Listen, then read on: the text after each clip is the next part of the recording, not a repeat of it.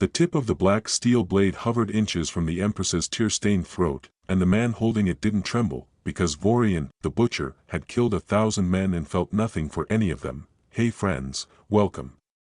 I'm Marcus. This is a story about how history remembers the wrong heroes. Sometimes, the person holding the knife is the only one trying to stop the bleeding. Let me know where you're watching from and please hit that subscribe button. Let's get started. You have to understand who Vorian was. In the Empire of Oris, his name was used to frighten children into eating their vegetables. He was the emperor's personal executioner. He was a mute giant, clad in armor as black as a moonless night. He had no friends, no family, and no mercy. When the mad emperor ordered the purge of the noble houses 5 years ago, it was Vorian who swung the axe. He had personally executed the Empress's own father. He was a monster, a machine made of meat and hate, and then, the revolution happened. It wasn't a slow burn, it was an explosion. Duke Kalen, the Golden Lion, led the rebel army into the capital. Kalen was everything Vorian wasn't: handsome, charismatic, and beloved by the people. He promised to end the tyranny. He promised to save the beautiful, kind Empress Lyra from her husband's madness. The people cheered as the palace gates were breached.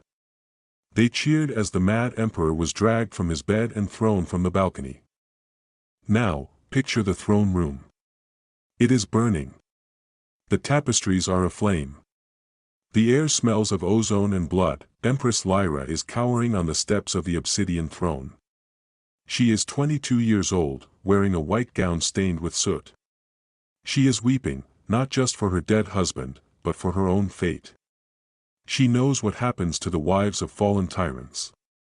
She hears the boots of the rebel army echoing in the hallway. She looks up, expecting to see a savior. Instead, she sees Vorian. He stands between her and the heavy oak doors. He is covered in the blood of the rebels he slaughtered to get here. He turns to face her. His helmet is dented.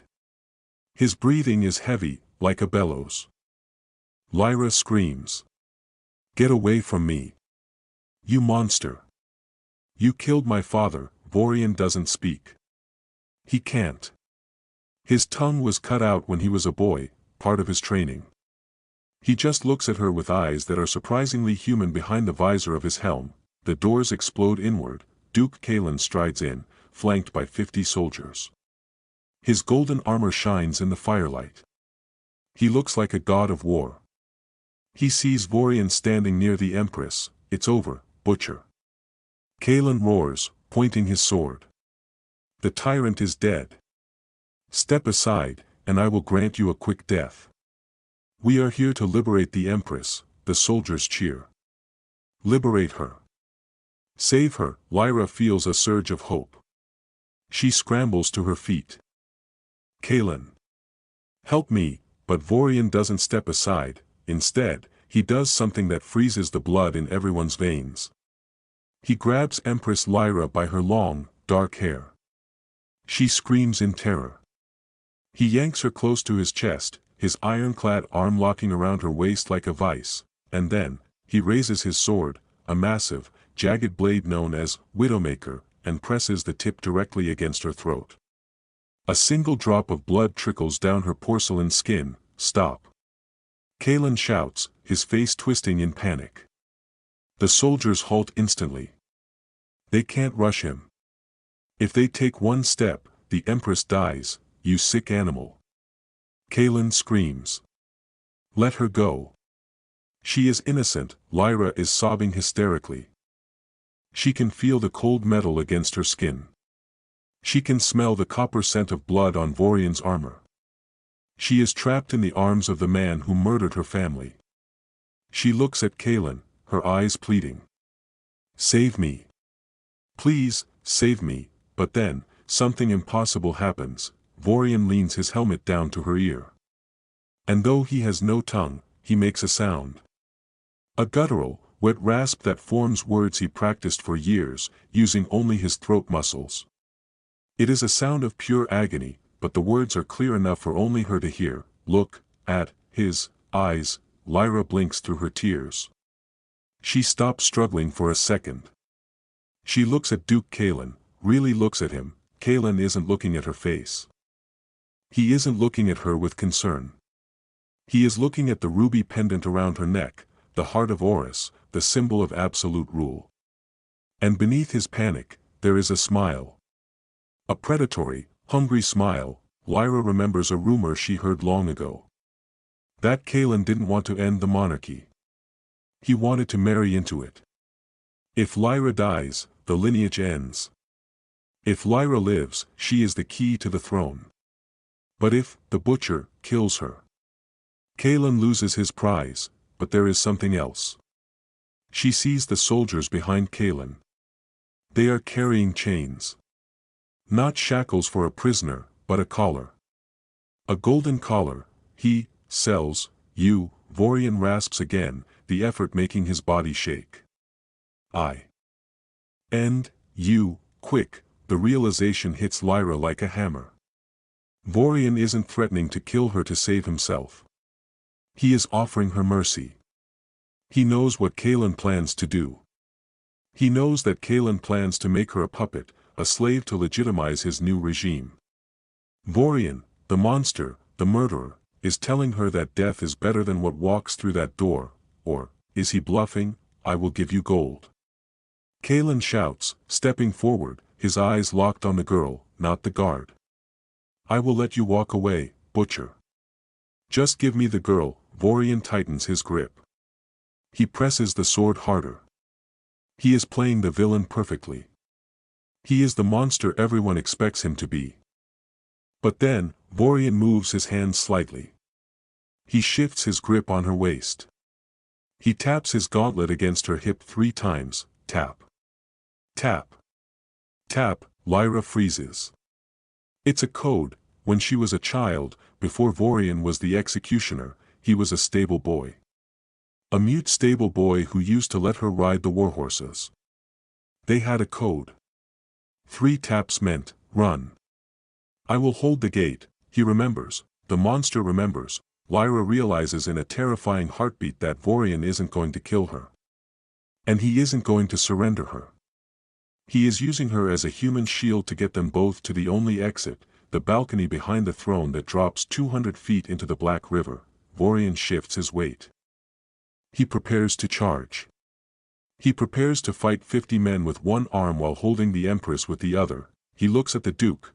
Come, and, get, us, Vorian roars, a soundless, terrifying bellows of air. Kalen's eyes widened as he realized the code wasn't meant for a surrender. It was a countdown. Kill him, the Duke screamed, abandoning his facade of mercy. Cut him down before he jumps. 50 soldiers surged forward, a wave of steel and shouting. Vorian didn't wait. He didn't try to fight them all. He was a mountain of iron, but even mountains can be eroded. Instead, he sheathed the massive Widowmaker on his back in one fluid motion and scooped Empress Lyra up into his arms as if she weighed nothing more than a doll. He turned his back to the room. The first crossbow bolt struck his shoulder plate, sparking against the black steel. A second one hit his thigh, biting through the chainmail. Vorian grunted, a low, wet sound, but didn't slow down. He charged toward the open balcony doors, his heavy boots cracking the marble floor with every step. Do not let him fall. Kalen shrieked, his voice cracking. The girl is the key. Vorian reached the edge of the stone railing. Below them, 200 feet down, the Black River churned, swollen from the winter rains. It was a cauldron of freezing water and jagged rocks. A death sentence for any normal man. Suicide for a man wearing 100 pounds of plate armor. Vorian looked down at Lyra. Her eyes were wide, terrified, staring up at his dented visor. Breathe, he rasped, and he jumped. For 3 seconds, they were weightless. The wind roared in their ears, stripping away the sounds of the battle above. Lyra buried her face in his chest, screaming into the cold metal. Vorian twisted his body in mid-air, positioning himself to take the impact. He became the shield. They hit the water like a cannonball. The impact was brutal. The cold was instantaneous and paralyzing. The river seized them, dragging them down into the darkness. Vorian's armor, which had protected him from swords, now became an anchor dragging him to the bottom. He sank like a stone, the current battering him against the riverbed, but he didn't let go of her. He kicked off the bottom silt, his lungs burning.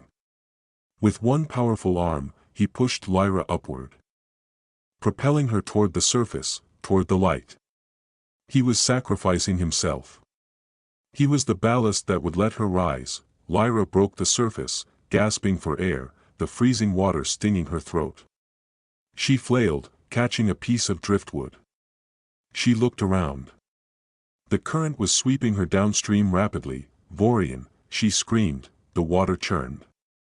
Bubbles rose. But no black armor appeared. She realized what was happening. He was drowning. The man who had killed her father, the butcher of the Empire, was dying to push her to the surface. Lyra looked at the shore. She could swim to safety. She could run. She could be free of the monster, but she remembered the tap. Tap. Tap. She remembered the stable boy who used to lift her onto the pony. Lyra took a deep breath and dove back down. The water was murky, but she saw the glint of black steel. Vorian was tangled in the roots of a sunken tree, struggling feebly. He had run out of air. Lyra swam to him. She couldn't lift him, he was immense. But her fingers were nimble. She found the quick-release buckles of his breastplate. She pulled the leather straps, the heavy steel chest piece fell away, sinking into the mud. Then the pauldrons.